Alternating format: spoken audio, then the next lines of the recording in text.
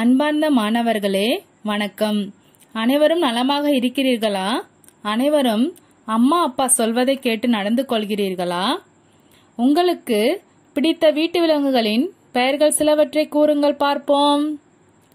நாய், பூனை, பசு, ஆடு, முயல். மிக நன்று மாணவர்களே. நாம் இப்பொழுது வீட்டு விலங்குகளை பற்றி இப்பாடத்தில் பார்க்க போகிறோம். வாருங்கள் பாடத்தினுள் போகலாம். வீட்டு விலங்குகள்லாம் என்னன்னு சொல்றாங்கன்னா, நம்ம வீட்டுல செல்லமா வளர்ப்போம் தெரியுமா, அந்த விலங்குகளை தான் வீட்டு விலங்குகள்னு சொல்றாங்க. அதை பத்தி தான் இந்த பாடத்துல பார்க்க போறோம். பாடம் 11 வீட்டு விலங்குகள். அம்மா அம்மா என அழைக்கும் பசு. பசு எப்படி அழைக்கும்? அம்மா அம்மான்னு அழைக்கும்ல, அதை தான் சொல்றாங்க. மே மே என கத்தும் ஆடு. ஆடு எப்படி கத்தும்? மே மேன்னு கத்தும். லொல் லொல் என குறைக்கும் நாய். நாய் எப்படி குறைக்கும்? லொல் லொல்னு குறைக்கும்ல, அதை தான் சொல்றாங்க. மியாவ் மியாவ் என கத்தும் பூனை. பூனை எப்படி கத்தும்? மியாவ் மியாவ்னு கத்தும்னு சொல்றாங்க. இவையெல்லாம் நம் வீடுகளில் வளர்க்கும் விலங்குகள். இது எல்லாமே எங்க வளர்க்குறோம்? நம் வீட்டுல வளர்க்குற விலங்குகள்னு சொல்றாங்க. வீட்டு விலங்குகள் நமக்கு பல வழிகளில் உதவி செய்கின்றன. வீட்டு விலங்குகள்னா அது நமக்கு பல வழியில நம்மளுக்கு நன்மை தான் செய்யுதுன்னு சொல்றாங்க. ஃபர்ஸ்ட் வீட்டு விலங்கா நம்ம எதை பார்க்க போறோம்னா, பசுவை பத்தி பார்க்க போறோம். பசு மிகவும் அமைதியான விலங்கு. பசு ரொம்ப அமைதியான விலங்கு. அது பசு நம்மளுக்கு என்ன தருது? இனிய பால் கொடுக்குதுன்னு சொல்றாங்க. பாலிலிருந்து தயிர், மோர், வெண்ணெய் ஆகியவற்றை பெறுகிறோம். பால்ல இருந்து நம்மளுக்கு என்னென்ன கிடைக்குது?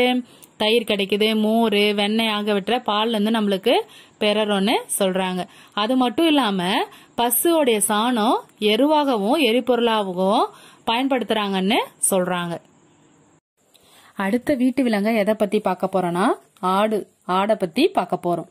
வீட்டில் வளர்க்கப்படும் விலங்குகள் ஒன்று ஆடு. வீட்டுல வளர்க்கிற விலங்குகள் ஒரு விலங்கு என்னதுன்னு சொல்றாங்க? ஆடுன்னு சொல்றாங்க. ஆட்டுப்பால் சத்து மிக்கது. ஆட்டுடைய பால் என்னது? ரொம்ப சத்து மிக்க பால்னு சொல்றாங்க. இலைகளும் தழைகளும் ஆடுகளின் உணவாகும். ஆடுடைய உணவு என்னன்னு சொல்றாங்க? இலைகளும் தழைகளும் தான் ஆட்டுக்கு உணவுன்னு சொல்றாங்க. ஆடு யாருக்கும் தீங்கு செய்யாது. ஆடு என்னது? யாருக்குமே தீங்கு விளைவிக்காதுன்னு சொல்றாங்க. ஆடு தம் இனத்தோடு சேர்ந்து வாழும். ஆடுனது அதனோட இனத்தோட மட்டும்தான் சேர்ந்து வாழும்னு சொல்றாங்க. நாய் நண்பனை போல் பழகும் விலங்கு. நாய் என்னது? எல்லார்கிட்டயும் எப்படி பழகுமா? நண்பனை போல பழகும் ஒரு விலங்கு நாயின்னு சொல்றாங்க. மிகுந்த நன்றி உணர்வு உடையது. நாய் என்னது? ரொம்ப நன்றி உணர்வுடைய விலங்குன்னு சொல்றாங்க. நாய்க்கு மோப்ப ஆற்றல் மிகுதி. நாய்க்கு ரொம்ப மோப்ப சக்தி அதிகமா இருக்கும். தன்னுடைய மோப்ப உணர்வால் கொலை, கொள்ளை, திருட்டு போன்ற குற்றங்களில் குற்றவாளிகளை கண்டுபிடிக்க உதவுகிறது. தன்னுடைய மோப்ப சக்தி நாய்க்கு அதிகமா இருக்கிறதுனால கொலை, கொள்ளை, திருட்டு எங்கெல்லாம் நடக்குதோ அதை கண்டுபிடிச்சு காவலர்களுக்கு உதவுகிறதுன்னு சொல்றாங்க. தன் மீது அன்பு செலுத்துபவர்களிடம் நாயும் அன்பாக இருக்கும். நாய் என்னது? நாய் மேல யார் அன்பு செலுத்துறாங்களோ அவங்க கிட்ட நாய் எப்படி இருக்கும்? அன்பா இருக்கும்னு சொல்றாங்க. நாய் தன்னுடைய வாலை ஆட்டி தன் அன்பை வெளிப்படுத்தும். நாய் தன்னுடைய வாலை ஆட்டுறது மூலமா மற்றவங்ககிட்ட அன்பா இருக்குன்னு வெளிப்படுத்துகிறதுன்னு சொல்றாங்க. அடுத்த வீட்டு விலங்கை எதை பத்தி பார்க்க போறோம்னா, பூனையை பத்தி பார்க்க போறோம். பூனை ஒரு அன்பான விலங்கு. பூனை என்னது? ரொம்ப அன்பான பாசமான விலங்குன்னு சொல்றாங்க. அது எப்பொழுதும் தன்னை தூய்மையாக வைத்துக்கொள்ளும். பூனை என்னது? தன்னை எப்பொழுதும் சுத்தமா வைத்துக்கொள்ளும்னு சொல்றாங்க.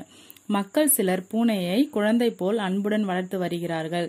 மக்கள் நிறைய பேர் என்ன பண்றாங்க? பூனைய குழந்தைய போல அன்பா பாசமா வளர்த்துட்டு வராங்க வீட்டுலன்னு சொல்றாங்க. பூனையும் தம்மை வளர்ப்பவரின் குரல் கேட்டால் தன்னுடைய குரலை எழுப்பி அன்பை வெளிப்படுத்தும். பூனை என்ன பண்ணும்? யாரு பூனையை வளர்க்குறாங்களோ அவங்களுடைய குரல் கேட்டா பூனை என்ன பண்ணும்? தன்னுடைய குரலை எழுப்பி அது என்ன பண்ணும்? பூனை அன்பை வெளிப்படுத்தும்னு சொல்றாங்க. தன் குட்டிகளுடன் அன்போடு விளையாடும். பூனை என்ன பண்ணும்? அதனுடைய குட்டிகளோட அன்பா பாசமா விளையாடும்னு சொல்றாங்க. தாய் பூனை தன் குட்டிகளுக்கு ஓடவும் தாவவும் தாவி பிடிக்கவும் கற்றுக் கொடுக்கும். தாய் பூனை என்னது? அம்மா பூனை என்ன பண்ணுது? தன்னுடைய குட்டிகளுக்கு ஓடுறதுக்கு, தாவறதுக்கு, தாவி உணவை பிடிக்கிறதுக்கு எல்லாத்துக்கும் தாய் பூனை குழந்தைகளுக்கு கற்றுத்தரும்னு சொல்றாங்க. எலி தொல்லையிலிருந்து பூனை நம்மை காக்கும். எலி தொல்லையிலிருந்து பூனை என்ன பண்ணுது? நம்மள விடுபட வைக்குதுன்னு சொல்றாங்க. வீட்டு விலங்குகள் நம்மை நம்பியே வாழ்கின்றன. வீட்டு விலங்குகள் இது நம்மளை மட்டும்தான் நம்பி வாழுது.